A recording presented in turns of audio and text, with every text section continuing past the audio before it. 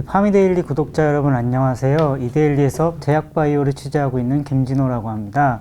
네, 오늘은 제가 국내 주요 카티 개발사 앱클론과 큐로셀에 대한 좀 핵심들을 짚어드리고자 이렇게 나왔는데요. 그럼 시작해 보겠습니다. 카티라는 것은 키메릭 항원 수용체의 약자 카와 면역세포 중 T세포 치료제를 결합한 용어로, 실제로는 우리 몸속에 많이 있는 면역세포 T세포에 우리가 원하는 암을 표적할 수 있도록 카라는 항체를 발현시켜 준 겁니다. 우리 몸에 실제로는 있지 않는 거니까 유전자를 변형한 유전자 변형 세포 치료제라고 이렇게 한국어로는 불리고 있는데요. 식품의약품안정처나 이런 국내 규제 당국에서는 큰 범위에서는 유전자 치료제라는 게 있어요. 유전자 치료제는 뭐 유전물질을 넣어주거나 지금 말한 카티처럼 유전자를 변형한 세포 치료제나 또 유전자를 크리스퍼-캐스9이라는 뭐 이제 유전자를 교정할 수 있는 그런 유전자 교정 도구가 있잖아요. 그런 유전자를 교정한 세포 치료제나 뭐 이런 유전자 치료제, 유전자 변형 세포 치료제, 유전자 교정 세포 치료제 뭐 이런 것들이 다 유전자 치료제라는 범주 안에 있어요. 그래서 여러분들이 언론 기사나 이런 것들을 볼 때 가끔 카티를 유전자 변형 세포 치료제다, 카티를 또는 유전자 치료제다 이렇게 이제 표현하는 경우가 있는데, 뭐 그런 것들이 다 뭐 엄밀히 따지면은 뭐 특별히 틀린 것들은 아니고요. 오늘은 이런 카티라는 게 결국에는 좀 더 세부적으로 이제 다루자면 유전자를 변형한 세포 치료제라고 보면 됩니다. 카티 치료제라는 게 왜 이제 각광을 받기 시작했냐면은 혈액암이나 뭐 고용암 해보려고 하고 있지만 아직 카티 치료제 중에 고용암 적응증을 획득한 건 없고요. 일부 혈액암에서 이제 처음 시도되면서 실제로 암을 완치한 이제 여자 소아 환자들이 이제 나왔고, 그래서 이제 각광을 받게 됐어요. 그 결과 지금 현재는 2017년부터 이제 한 6종의 카티 치료제가 시판돼 있는데요. 그 중에 4개는 이제 비세포에서 주로 발현하는 CD19라는 암세포 표면에 그런 수용체가 있는데, 그 수용체를 잡을 수 있게 항체를 달아준 카티들이 나와 있어요. 그 중에 하나가 이제 가장 먼저 2017년도에 승인됐던 게 스위스 노바티스의 킴리하고, 그 뒤로 이제 미국 길리어드 사이언스가 개발한 예스카타나 테카투스, 그리고 미국 브리스톨 마이어스 스킵이 개발한 브레안치까지 한 4종 정도가 이제 그 CD19 카티로 알려져 있습니다. 이런 CD19 카티들은 혈액암 중에서도 거대 비세포 림프종이나 뭐 급성 림프구성 백혈병 뭐 이런 일부 혈액암 적응증들을 획득하고 있고요.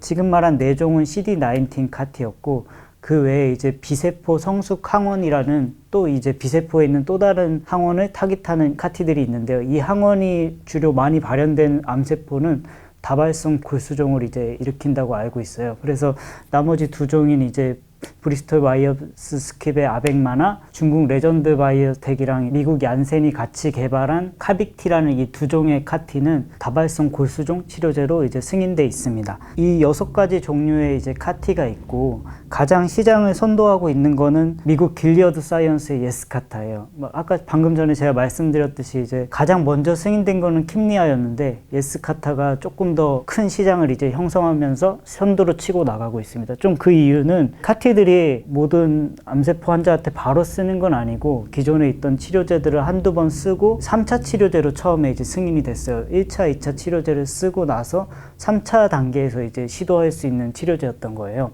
킴리아나 예스카타나 다 그렇게 시도가 됐고, 그런데 이제 예스카타가 먼저 2차 단계에서도 쓸 수 있도록 적응증도 획득하고, 지금은 킴리아도 얻었지만 소포 림프종이라는 또 다른 혈액암 적응증도 먼저 획득하면서 이제 조금 더 이제 매출 확장성이 더 컸다고 이제 보여지고 있어요. 예스카타는 지난해 기준으로 한 12억 달러 정도 이렇게 매출을 올리고 있다고 보고 있고, 킴리아는 한 5억 3,600만 달러 정도 이제 올리고 있다고 보고 있어요.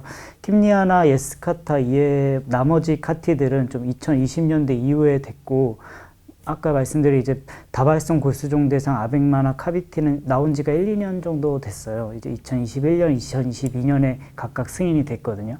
그래서 이제 매출이 뭐 정확하게 집계되거나 뭐 연매출이 집계된 건 아니어서 그냥 전체 카티 시장이 한 20억 달러 수준이다. 22년 기준으로. 뭐 올해부터는 뭐 더 크게 성장할 수 있겠죠. 뭐 이렇게 보고 있고요. 지금 현재 뭐 이런 카티들이 뭐 아까 말씀드렸던 것처럼 예스카타나 이런 것들이 계속 3차 치료 단계로 승인됐다가 2차로 앞당겨서 이제 좀 더 시장을 확대하려고 하고 있고, 카빅티나 아벡마라는 이제 다발성 골수종 카티도 처음엔 5차 치료제로 승인됐다가 지금 아벡마는 3차 치료제로, 그리고 카빅티는 뭐 단숨에 2차 치료제까지 뭐 진입하겠다는 이런 임상들이 시행되고 있어요. 조금 더 그 카티들의 시장이 점점점 확대될 거라고 이제 보고 있는 이유인 거죠. 사실상 비세포의 어떤 항원들을 노리는 이런 혈액암 적응증 카티들은 지금까지 말한 6가지가 나왔고요. 아직 뭐 임상은 많이 되고 있지만 고형암 적응증으로 한 카티들은 아직까지는 이제 승인되지 못했어요. 그 이유는 혈액암은 혈액 속을 이렇게 떠돌아다니기 때문에 얘네들이 노리기가 쉬운데, 고형암은 뭐 간이면 간, 췌장암이면 췌장암, 이런 고형암은 각 고형암의 미세 환경이 너무 달라서, 뭐 고형암의 세포의 기질이 뭐 췌장암은 너무 두꺼워서 그걸 뚫지 못한다거나 뭐 이런 좀 미세 환경이 달라서 개발하는데 아직 어려움을 겪고 있습니다. 근데 결국 이런 상황에서 이제 국내 바이오텍들이 상황을 살펴볼 텐데요. 가장 대표적인 회사가 이제 앱클론이랑 큐로셀이라고 이제 생각해서 이렇게 두 회사를 가져왔는데요. 뭐 지금은 뭐 다른 일부 회사들도 카티들 HK 이노엔이나 이런 데도 많이 시도하고 있지만, 앱클론이나 큐로셀이 이제 자체 카티 후보 물질을 발굴해서 첫 번째, 두 번째로 임상에 진입하면서 이제 카티 개발사 하면은 보통 이 두 회사가 많이 꼽히는 것 같습니다. 실제로 이제 큐로셀 같은 경우는 2016년도에 설립이 됐는데 2021년 2월에 국내 최초로 이제 자체 개발 물질로 임상 1, 2상에 진입하면서 이제 화제가 됐고, 앱클론 같은 경우는 원래 항체 전문가이신 대표님이 세우셔가지고 항체에 대한 이제 그런 라이브러리 이런 데이터가 많았어요. 그런 항체 전문 회사로 세웠다가 2015년도에 이런 카티들이 조금 이제 해외에서 화제가 되는 거를 보고, 아, 항체를 잘하니까 이런 것도 할 수 있겠다, 이런 대표님의 이제 사업적 관점으로 이제 카티 시장에 뛰어들게 됐고, 결국엔 큐로셀보다는 살짝 늦은, 한 10개월 정도 늦은 2021년 12월에 앱클론의 AT101이라는 카티의 임상 1, 2상에 진입하게 됐습니다. 사실 두 개의 큐로셀과 앱클론의 적응증 자체는 조금 달라요. 큐로셀의 지금은 이제 암발카타진 옵토류셀이라 그래서 흔히 줄여서 암발셀이라고 부르는데, 이 임상 당시 프로젝트명은 첫 프로젝트명 CRC01이라는 거였어요. 이 CRC01, 뭐 암발셀, 뭐 이렇게 여러 가지 표현이 있는데 어쨌든 같은 물질이고요. 지금 현재 가장 널리 불리는 암발셀로 보자면은, 암발셀 자체는 이제 두 가지 적응증으로 처음에 이제 승인받았고, 거대 비세포 림프종, 급성 림프성 백혈병, 이렇게 두 개로 승인돼서 적응증 임상에 들어갔고, 또 앱클론의 AT101 같은 경우는 비세포성 비호지킨 림프종이라 그래서 뭐 셋 다 혈액암이고 비호지킨 림프종 안에 거대 비세포 림프종이 들어가기 때문에 사실상 뭐 기존에 시판된 킴리아나 뭐 예스카타 이런 약물들이랑 뭐 겹치는 적응증으로 임상을 하고 있다, 이렇게 보시면 됩니다. 결국엔 지금 말씀드린 큐로셀과 앱클론의 임상이 실제로 어떻게 돼가고 있나 이제 보면은, 큐로셀은 현재 임상 2상 중간 결과까지 나온 상태이고요. 뭐 큐로셀보다 10개월 이제 임상 늦게 들어간 이제 앱클론 같은 경우는 최근 9월 초에 임상 1상의 최종 결과를 이제 내놓은 상태예요. 이런 약물들이 가장 크게 주목받는 이유는, 일반 항암제는 개발 기간이 최소한 임상 1, 2, 3상 하는 데만 한 7, 8년 이상이 소요된다면은, 지금까지 개발된 시판된 카티들도 그렇고 이제 한 3년? 규제기관의 심사기간까지 해서 한 5년, 3년에서 5년이면 지금 개발되고 있어요. 그 이유가 이제 3상을 하지 않고 1, 2상을 한 상태에서 품목허가를 신청할 수 있기 때문이에요. 그러니까 지금 말씀드린 대로 큐로셀 같은 경우 임상 2상 중간 결과까지 나왔다면은, 임상 2상만 마치면은 바로 품목허가를 할 수 있는 단계에 이르렀다고 볼 수 있는 거죠. 결국엔 이런 임상 결과를 이제 종합해 보면은, 큐로셀 같은 경우는 임상 1상에서는 병이 이제 한번 이걸 맞으면은 병이 이제 완치되는 비율, 이거를 완전 관해율이라고 보통 하거든요. 영어를 약자로는 CRR이라고 하는데, 이 완전 관해율을 이제 가장 중요한 지표로 이제 따져보고 있어요. 그렇게 볼 때 이제 큐로셀의 임상 1상의 완전 관해율은 82%였는데, 지난 4월인가 이제 6월 달에 이제 발표한 임상 2상 중간 결과까지의 이제 완전 관해율은 한 71% 수준으로 이제 지금 나타나고 있고, 9월 달에 이제 나온 앱클론의 AT101 같은 경우 임상 1상 최종 결과 이제 모든 용량군에서 한 75%까지 이제 나왔다. 완전 관해율 75%다, 이렇게 밝히고 있어요. 이런 것들이 이제 지금 이 회사들이 좀 강조하는 거는, 결국에는 뒤늦게 시장 후발주자로 이제 나서는 거니까 결국 좀 효능으로 좀 강조하고 있어요. 예를 들면 이제 예스카타 같은 경우에는 임상 1, 2상까지 마쳤을 때 모든 완전 관해율이 54% 정도였고 킴리아 같은 경우는 39%였어요. 뭐 지금은 많은 환자들한테 투여되면서 이런 게 높아지고 있지만 임상 1, 2상 결과 당시의 기점으로 이제 좀 비교해 보면 이제 그렇고요. 그럼 지금 현재 에클론이나 큐로셀이 뭐 70%대까지 나왔으니까 뭐 아직까지는 높다는 걸 이제 좀 보여주고 있고 뭐 이게 다는 아닌 상태이고요.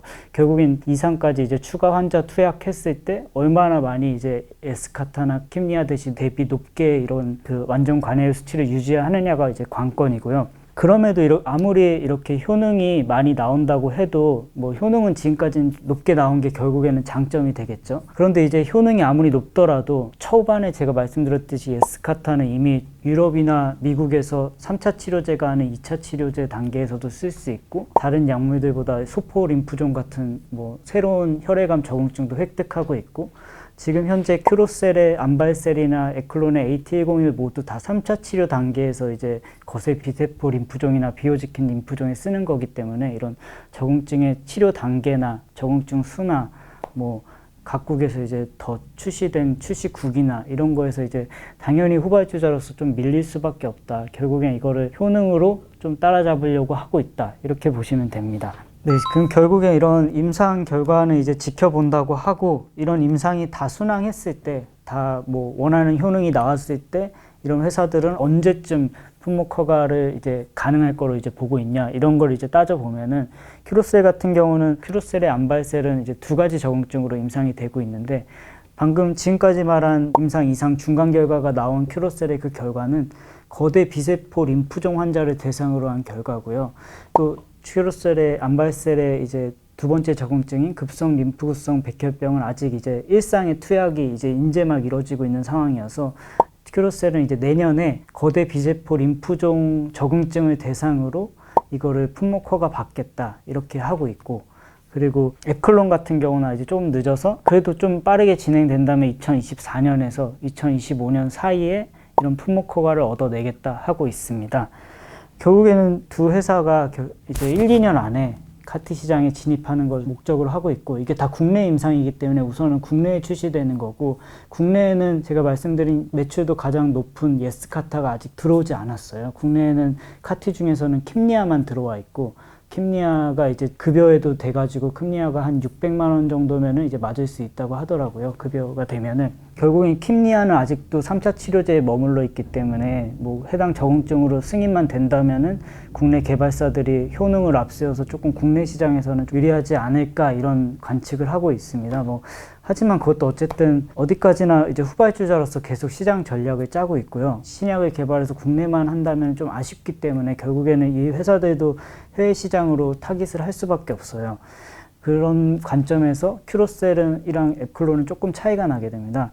큐로셀 같은 경우는 미국이나 유럽은 너무 탄탄하게 다른 시판된 약물이 갖춰져 있기 때문에 이 시장을 아예 안 노린다는 건 아니지만 싱가포르나 일본이나 뭐 조금 더 아시아 지역을 중심으로 먼저 더 이렇게 한번 노려보고 그 뒤로 이제 전 세계로 더 이렇게 확장해 나가겠다는 입장이고요.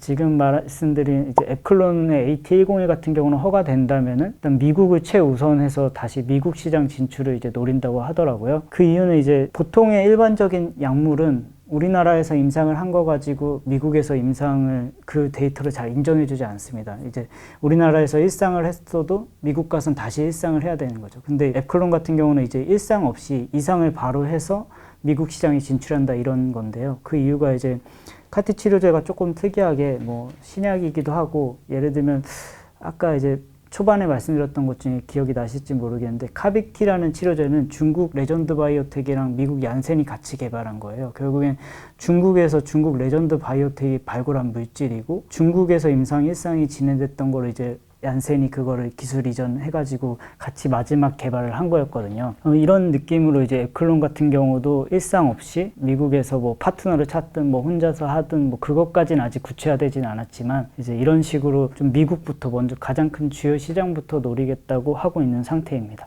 결국 이 회사들이 뭐 임상 결과나 글로벌 출시 전략이나 이런 것들을 이제 아직 무조건 확정했다고 할 수는 없지만 그런 식으로 나가겠다 이렇게 하고 있는 상태입니다. 뭐 여기까지 좀 국내 카티 개발사의 뭐 임상 현황이랑 미래 전략이랑 뭐 기존의 카티와 좀 비교하는 말씀들을 좀 드려봤는데요. 앱클론 같은 경우는 이미 2017년에 코스닥에 상장돼 있고요. 그리고 퀴로세 같은 경우는 이제 뭐 코스닥 상장 예비 심사를 통과해서 상장을 하려는 절차를 좀 빠르게 밟아 나가는 중입니다. 뭐 이런 회사들의 뭐 우리 파미델리 구독자들은 뭐 좀 투자에 관심이 있으신 분들이 많을 테니까 좀 투자하려면 주요 장단점이나 앞으로의 시장 전망 이런 것들을 좀 한 번 더 보시고 투자에 임하시길 바랄게요. 네, 여기까지 팜 이데일리 김진호였습니다.